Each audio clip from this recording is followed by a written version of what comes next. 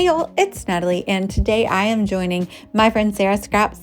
I kind of invited myself along to play along with her new storytelling journaling series focusing on telling a story with inanimate objects.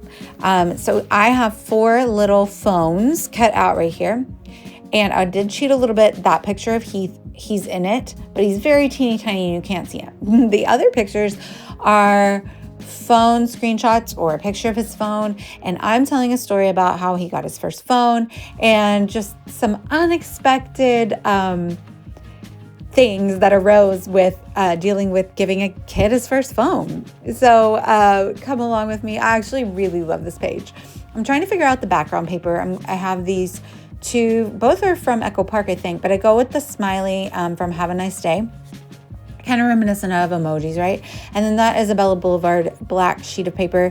I don't even bother with my paper trimmer here. I'm just going to go in with scissors because I'm going to rough up the edges and everything. So I'm just making a big black background page to put all of my photos and journaling on.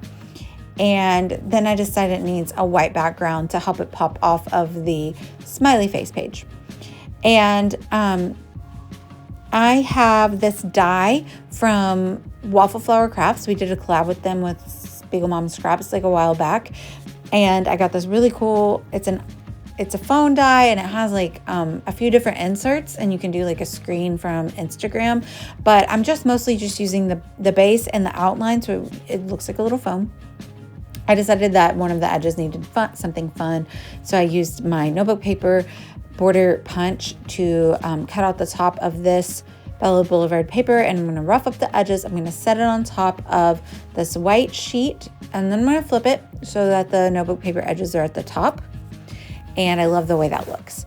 And I'm going to take all my photos. I printed all of the inanimate objects in black and white, and then Heath's photo is in color. I'm going to round the corners and stick them down and frame them with these photos. They're going to go across the bottom, and my journaling is going to go at the top. And I'm using some Bella Boulevard, their new Carson collection, which is like the teen collection for boys.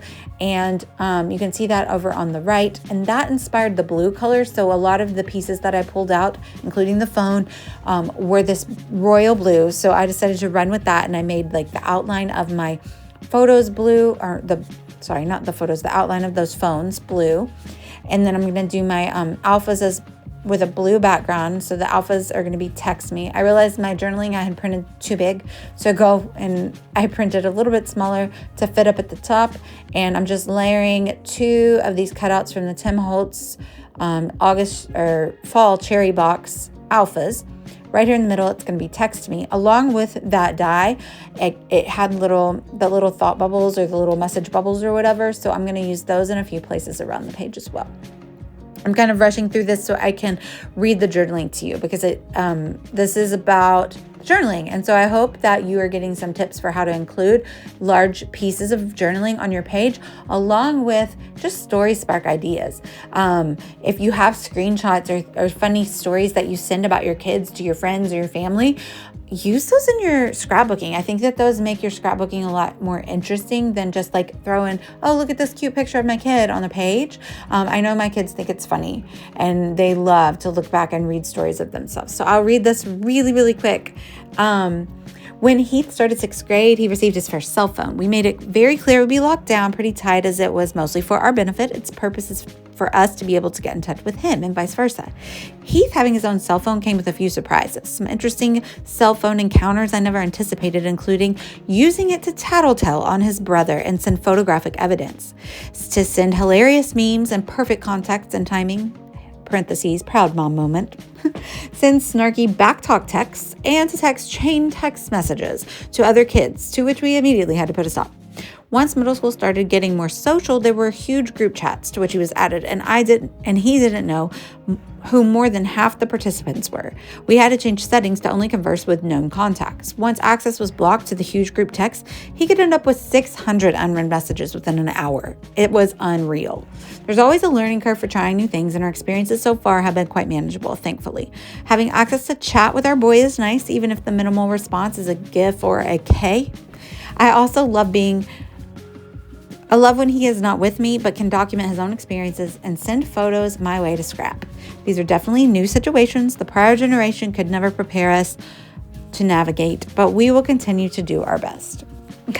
So I have evidence of some of those things that he did down below, the tattletelling on his brother. Like, really, Lachlan is playing Roblox. I must have been telling Lachlan to do something else, and Heath was tattling on him.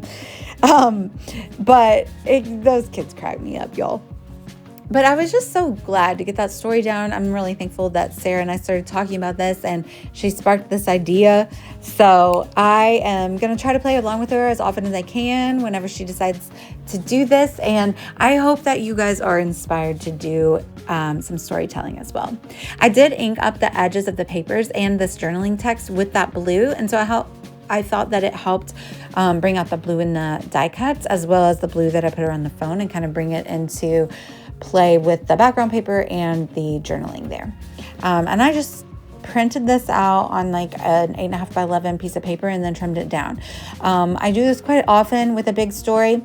Sometimes if your story is a little more personal and you don't just want it like splat out in the middle of the page, or if you feel like all the text is going to maybe ruin the design or like, the visual nature of your page, you definitely can do some hidden journaling, and I'm probably going to do that along the way here on some more pages in the future.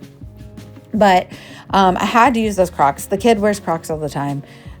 We won't even get into the smell of them, but the Stanley cup cracks me up. He loves taking big cup everywhere, of course.